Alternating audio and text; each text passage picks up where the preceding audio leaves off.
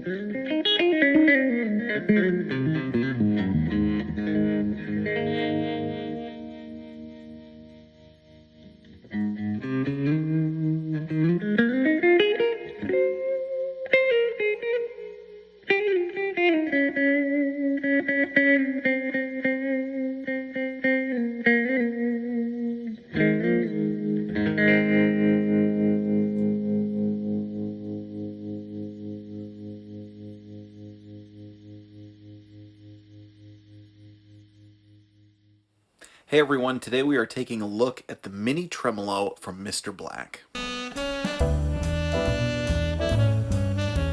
Alright, so a lot of you know I love tremolo. It's probably one of my all-time favorite effects. It's a great modulation effect. One of the interesting things about it being that it's one that is in amplifiers and has been in amplifiers since the early days, as opposed to something that came about elsewhere like a univibe or a rotary speaker or something that was kind of separate and added in. Now, tremolo was built into amplifiers going way, way back. It's easy to be dismissive of tremolo, but it's a great effect. Now, this one, it's simple, straightforward, and it has this one feature that I just absolutely think is like it's brilliant in this kind of like, yeah, why hasn't that been done before? So it's amp-like. It's amp-like.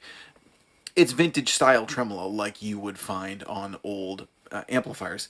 Now you've got your basic intensity and speed, right? So pretty straightforward there, and the tremolo sounds good. Now again, that's another one you can be dismissive of and kind of say like, well, it just makes your volume go like this. Like, what's the big deal? But you see, there is such a thing as a good tremolo and a bad tremolo. This gets a good sound, so even though that seems relatively straightforward and you can be dismissive about it, this is a good tremolo.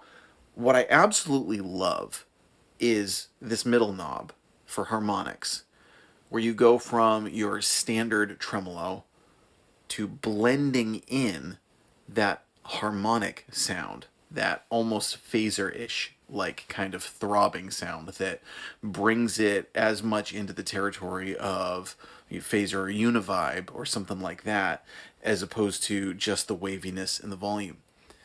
And I love regular tremolo. I love harmonic tremolo. I've played a lot of tremolo pedals that have both. Some tremolos are very simple and just give you a sound and they just work. Some are big tremolo workstations where you can do, everything to the ninth degree. I don't know that I've ever seen one this simple where you could blend in the harmonics like that. And it just seems so like, what a great idea. I can't believe that's not out there more. Now, one of the things that I like about it too is it allows you to get some of these unique tremolo tones and sort of shape it in either significant or subtle ways that set it apart. For instance, that really heavy harmonic sound comes in mostly as you get the dial really, really rolled up. When you have the harmonic blended in at the back, you don't quite get that phaser-ish kind of sound yet.